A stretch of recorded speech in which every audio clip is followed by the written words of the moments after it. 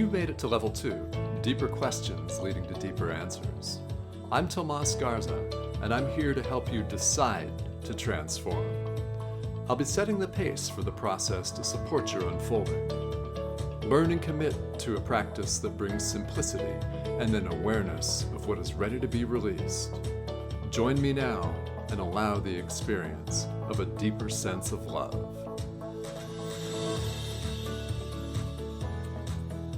Hello, welcome back to another episode of Decide to Transform. I'm your host, Tomas Garza, and I'm excited to bring you Season 5 of this podcast, which, as you know, has seen many different lifetimes. It really has.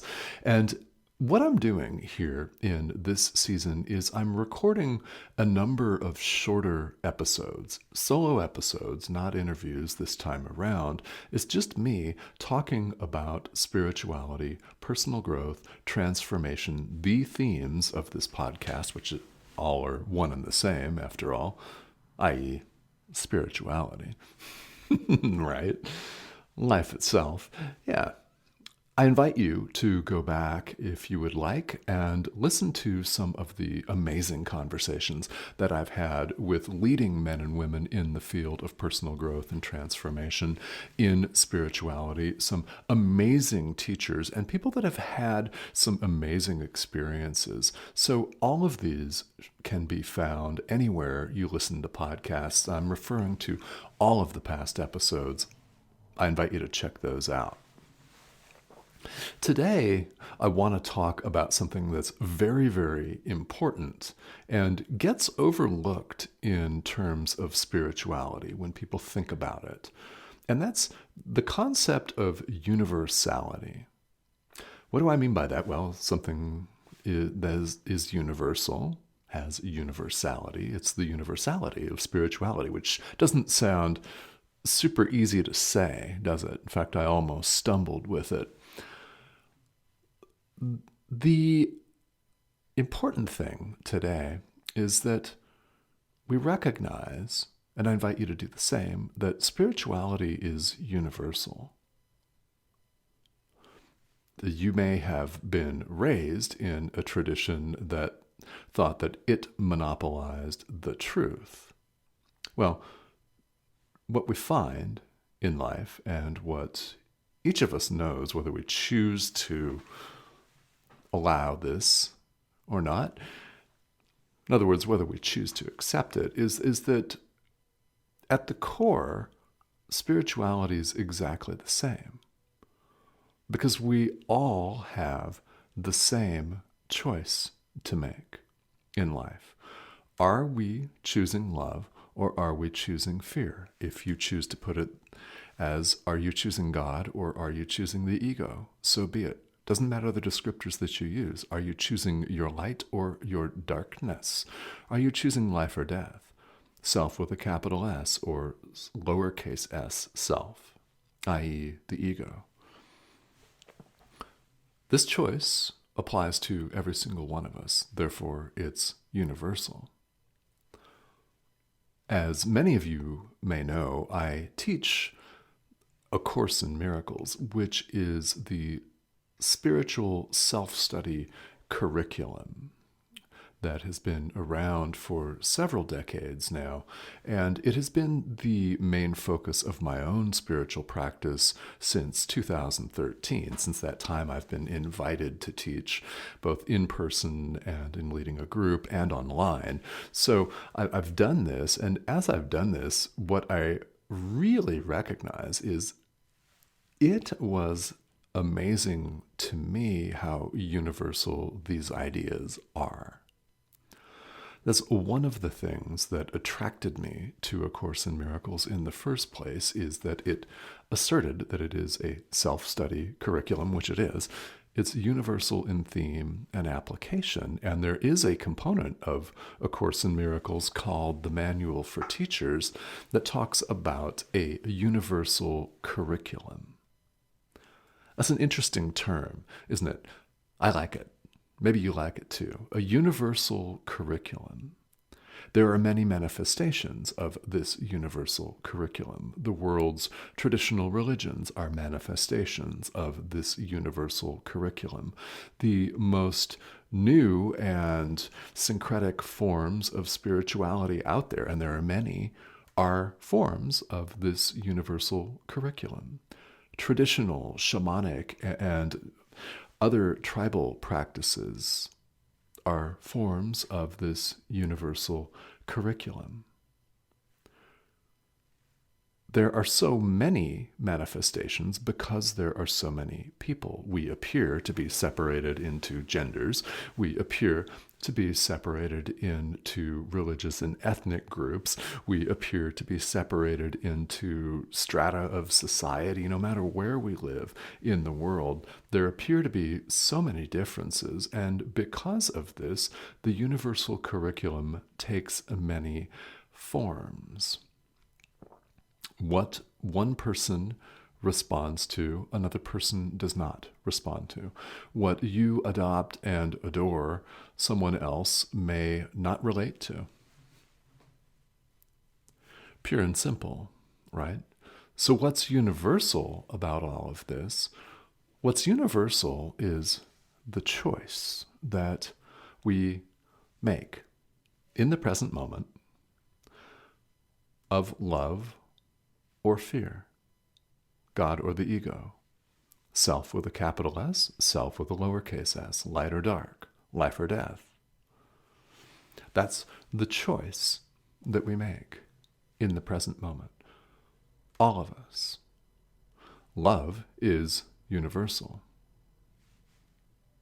And when people say that love is all there is, like the Beatles and other people after them, for example, it's not just some New Age statement that people post with fancy colors and graphics. They go on Canva and put something pretty up there and then post it on Instagram to the great delight of their followers and millions of people worldwide, right? It's more than just that. It's true. Pure and simple. This is the universal curriculum. In fact, one could say, love is the universal curriculum.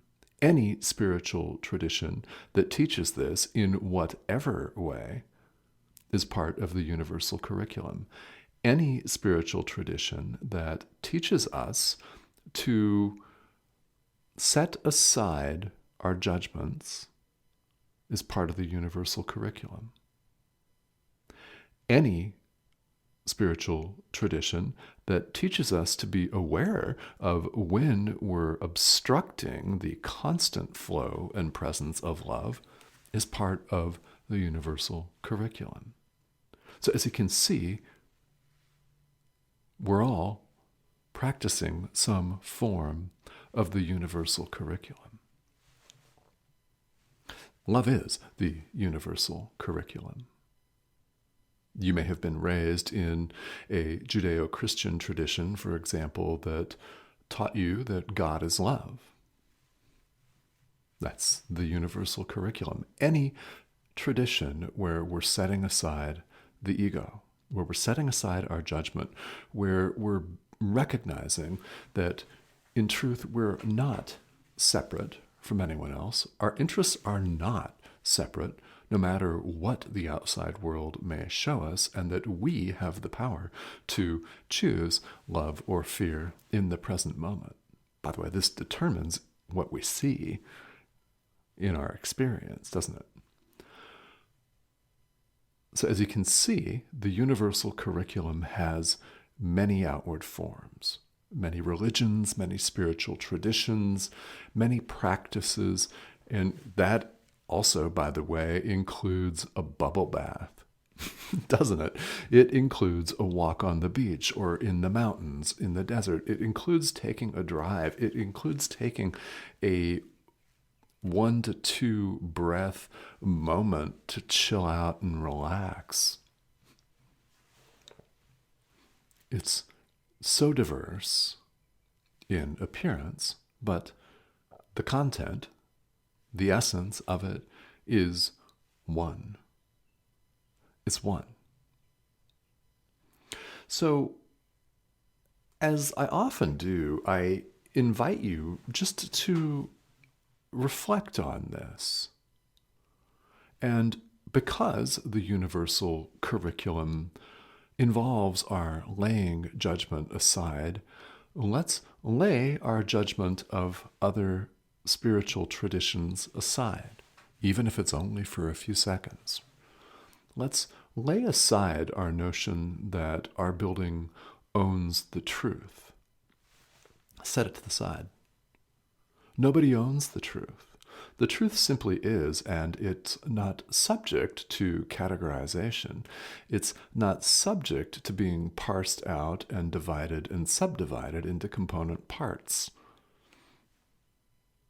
It can't be split. No one owns it. So I invite you to think about that. And indeed, all of spirituality converges, doesn't it? It converges in love. Quite honestly.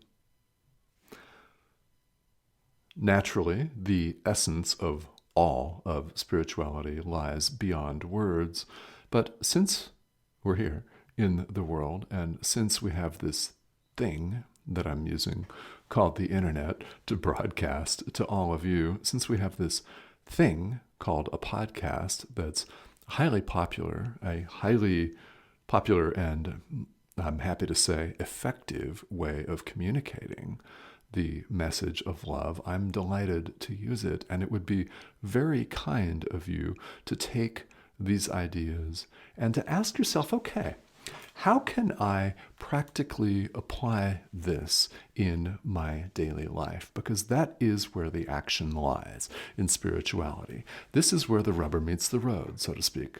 In other words, it's where it's at, isn't it? Action and application of these ideas so that you set your judgment aside and become more loving. And when you notice yourself judging, forgive yourself and set that judgment to the side. Just notice it. Life, in this sense, is like a living, breathing, waking meditation. It's exactly what it is.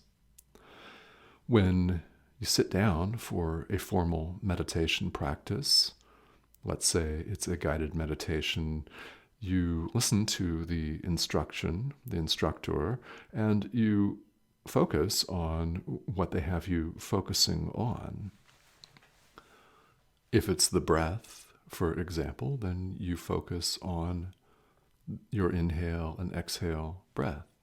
When you notice that your focus has wandered, not if, but when, you simply bring it back without judgment and without comment, which takes practice because we want to judge ourselves as having done it wrong.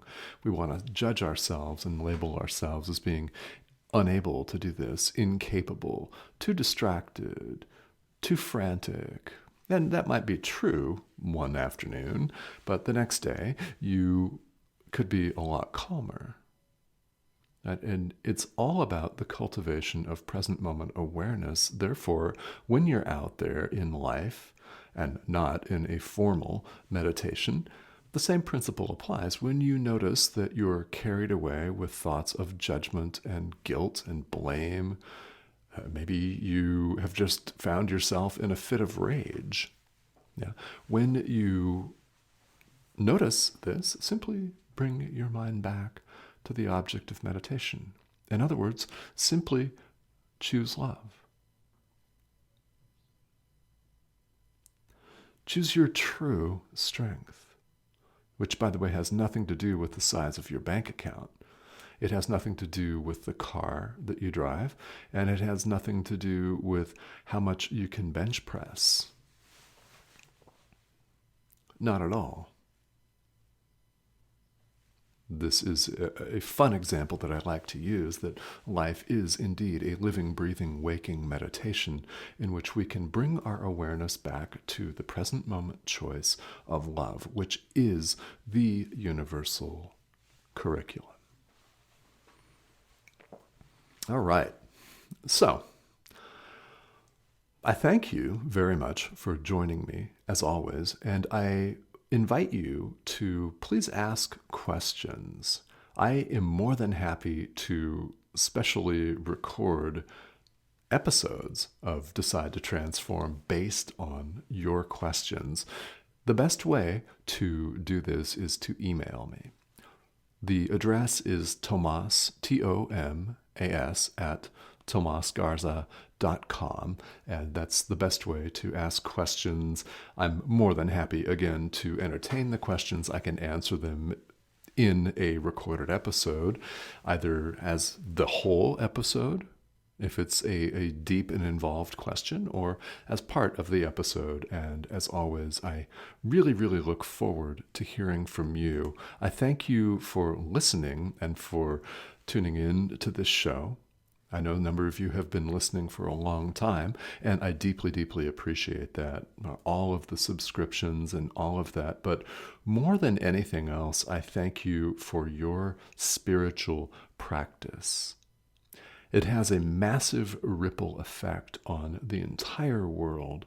So when you choose love, everyone, and I do mean everyone, benefits, whether they're consciously aware of it or not. So I thank you for all of your efforts in that direction, because the fact that you're interested in this show means you are making those efforts. And I thank you for those and invite you to continue. And we'll see you right here on the next episode.